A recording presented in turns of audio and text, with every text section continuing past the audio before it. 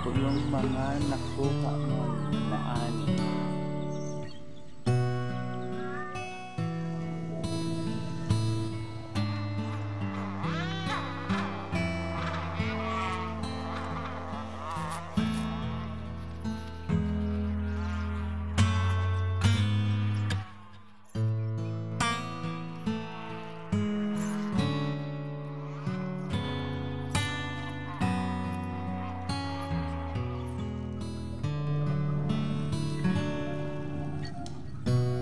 So ayan mga maring, hinintuan ko po kaninang umaga kasi uminit na po siya, hindi ko po siya natapos. So ngayon ko po siya tatapusin balatan dahil wala nang init. Ayan, wala nang init.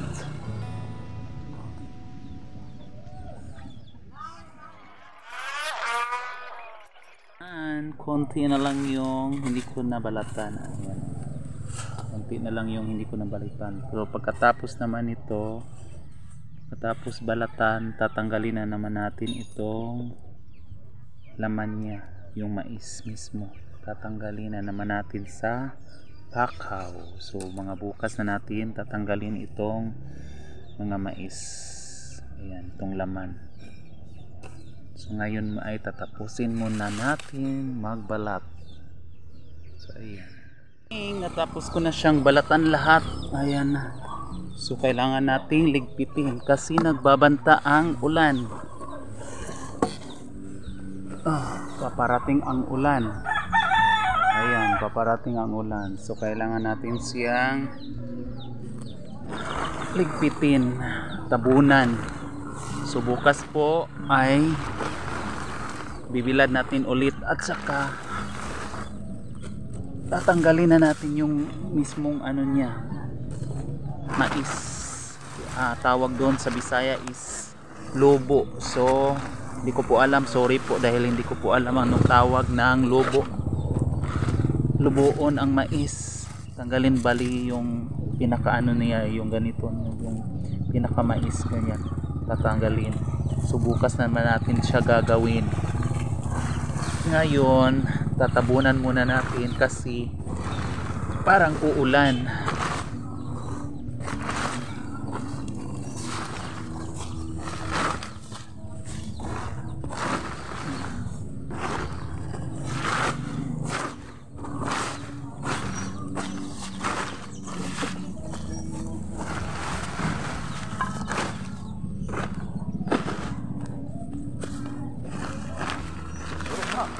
Oh, naurot na. Labunan natin. So, ayan. Labunan na. Hapon na. Alas 5 pasado na. Papakain pa ako ng mga manok. Alaga kong mga manok. Tapos na.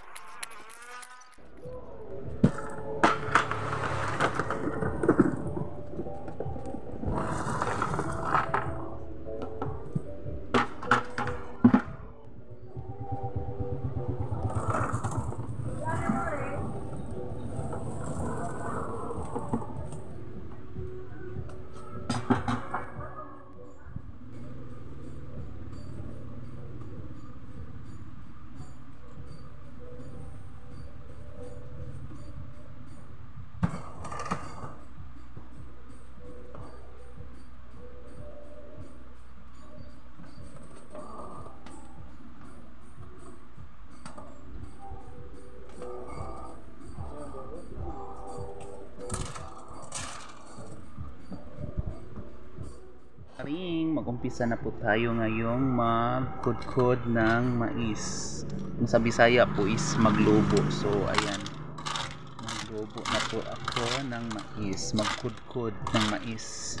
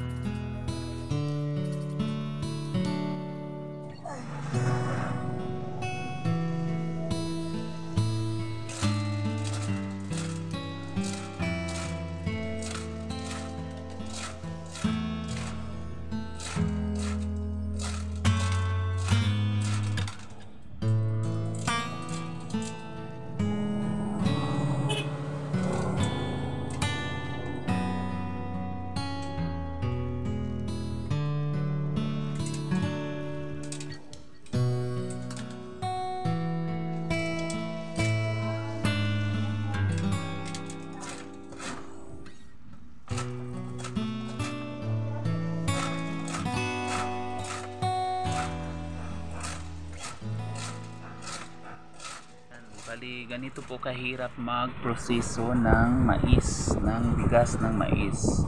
Pagkaani, ibilad, pagkatapos ibilad, babalatan, tapos balatan, kukudkurin, lulubuin kung tawagin sa Bisaya, pagkatapos ng lubo, ibilad ulit.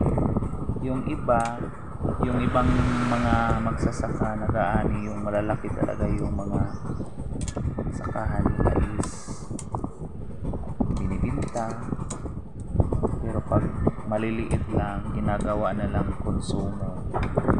Yung katulad sa amin para pang konsumo lang.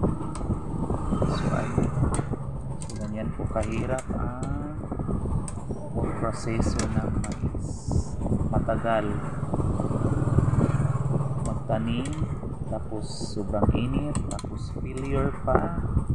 Tapos ayan, ganito lang, kunti lang yung ani, tapos ibilad, tapos lubuin, kurin, ibilad ulit, tapos ipagiling sa rice mill. Pagkatapos yung iba ibinta, yung iba naman pang konsumo. So ayan, ganito po yung mga mare. So ayan, so kailangan huwag nating sayangin ang bawat butil ng palay o ng mais, kasi sobrang hirap talaga.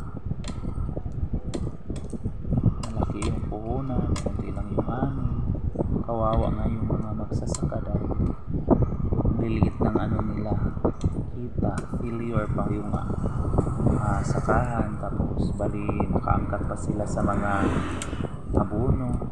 So ayan, so yung iba hindi makabawi sa kanilang mga puhunan, alkansik kumbaga. So ayun, mahirap.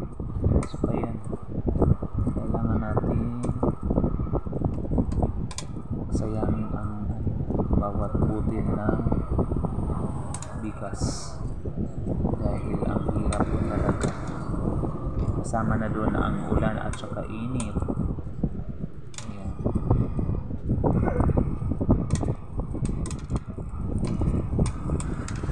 Yung iba naman ito is pinapasiler nila yung makina na yung nagkusang nagtatanggal ng butil ng mais. So, sa amin kasi kunti lang naman, so pwede lang manual.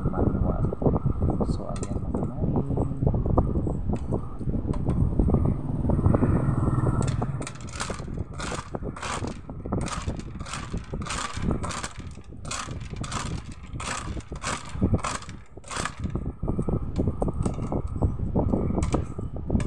So ayan, so shout out po sa lahat ng ating mga kumari at kumpal dyan, mga kaibigan, supporters, yung mga sumusuporta po sa Muntik Pong channel. Maraming salamat po, at ingat po tayong lahat palagi.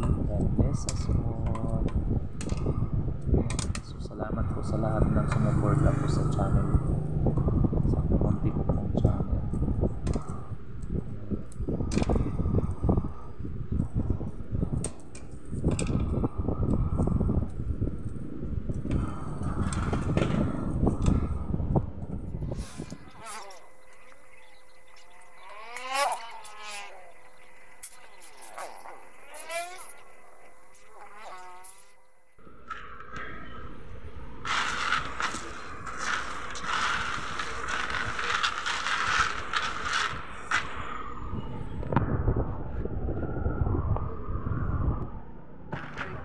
Magandang araw po sa ating lahat, magandang umaga. So ayan po, so hindi ko pa po natatapos yung ginagawa kong sa mais, pag lobo, pag tanggal ng mga butil ng mais. So hindi ko po siya natapos. So ngayon po, dahil sa yung mga asawa ng ate ko, tapos marami kasi silang ginagawa dahil may karindere. So ako na lang po yung dahan-dahan na patapos ng ng mais. So ayan po, so hindi pa naman po ako busy. Ayan, wala pa po akong customer.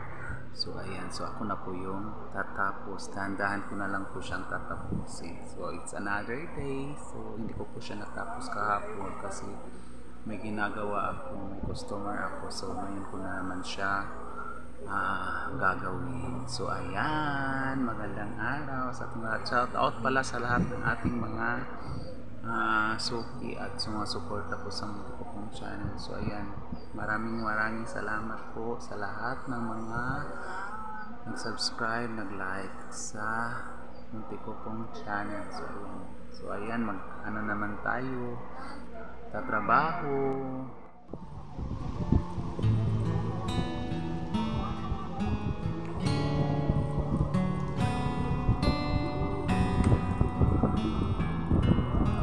So ayan na yung iba. Nandun pa yung iba sa labas. Nilad. Dahan-dahan ko lang po siyang tatapusin. Dahil may mga ginagawa po yung mga iba kong mga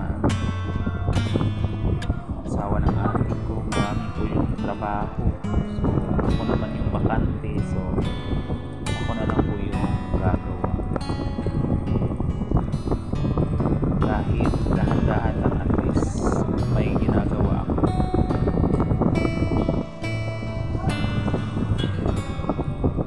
Mamay ko na lang po siya.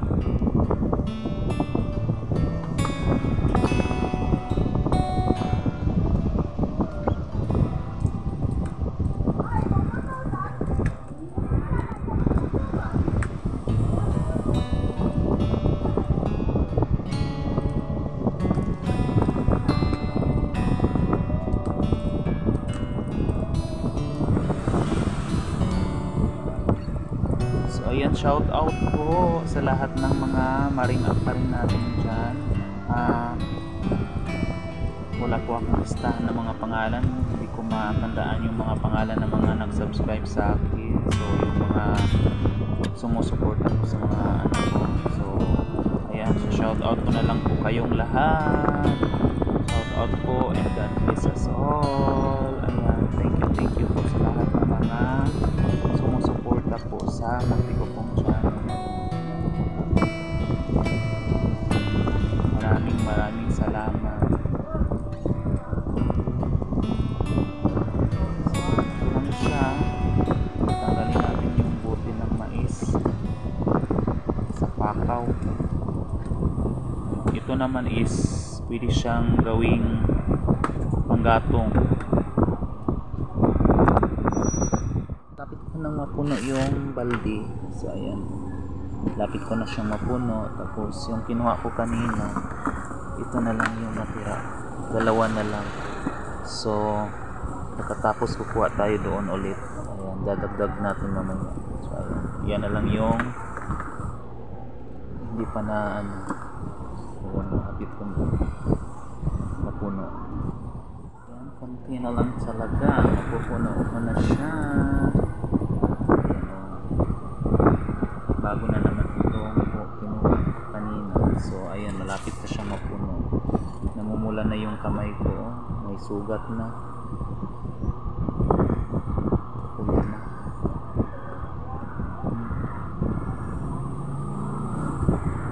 May luto na.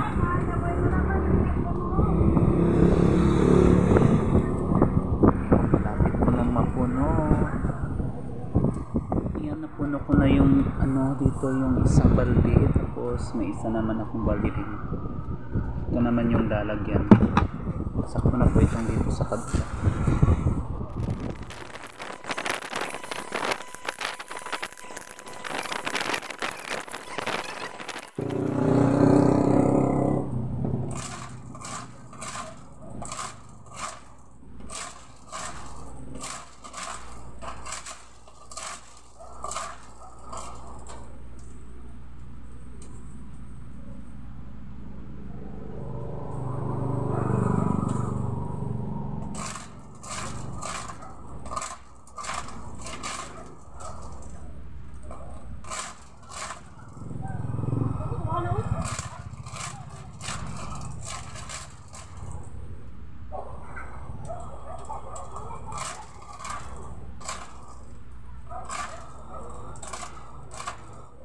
Ayan, gabi na po. Ayan, gabi na po.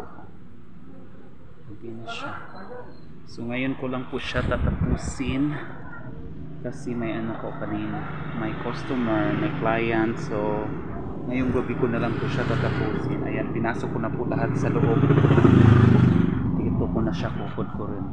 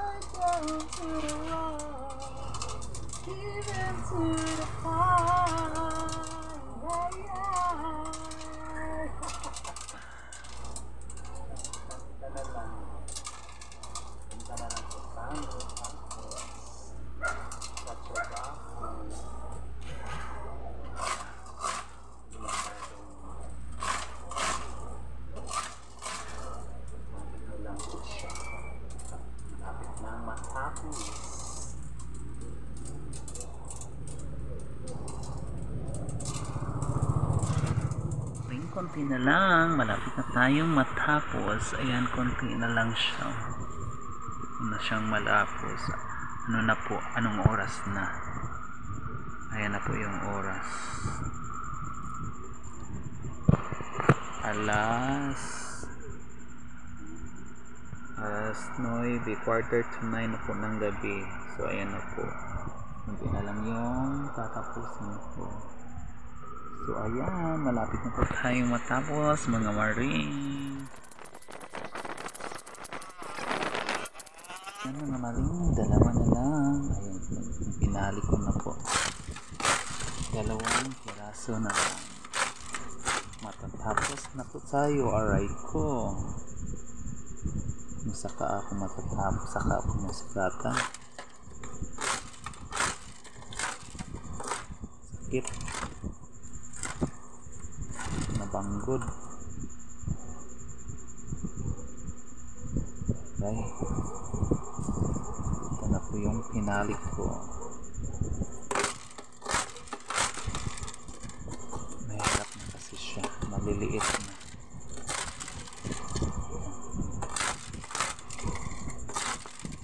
So ayan, tapos na tayo. Tapos na po tayo mga maring. Pasado alas 10 na po ng gabi. So ayan, tapos na po tayo. Meron pa pala isa.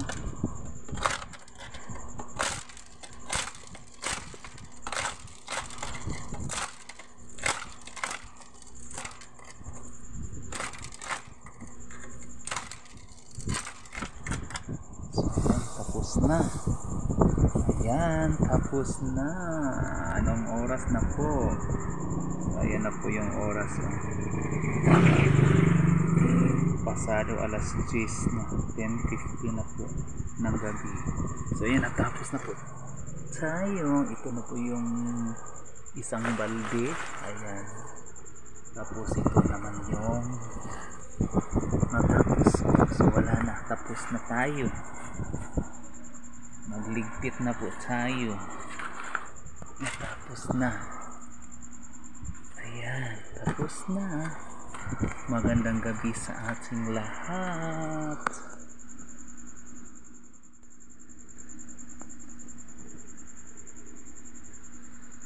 Ito naman is gagamitin panggatong. So ayan, tapos na tayo.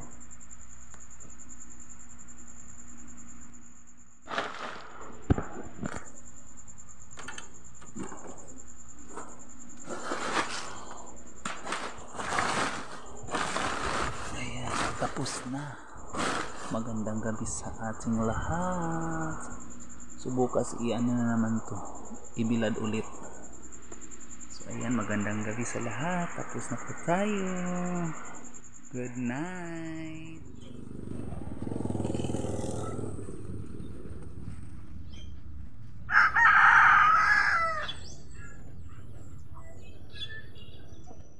Ready na siya for ibibenta na lang siya dahil alanganin siyang ipagiling. So ayun, ibenta na lang po siya. At ibili din ng bigas at saka feed sa manok. Ayan, ibibenta na ang mais. Pilara ka kilo? 23. Ayan, 23 kilos lang yan. Tagpilang kilo, ana? 25. Tag 25? 25, 50. Oh. Ayan, ibibenta na po yung mais.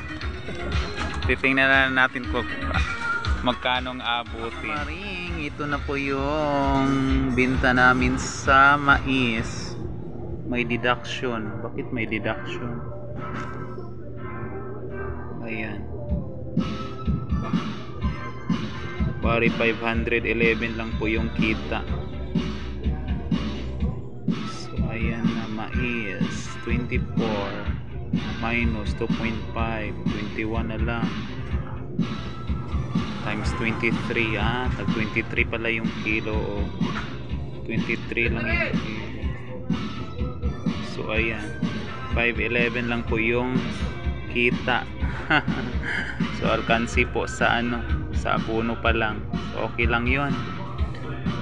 Failure kasi ang kasi tag-init. So ayan po, nabenta na po namin ang mais.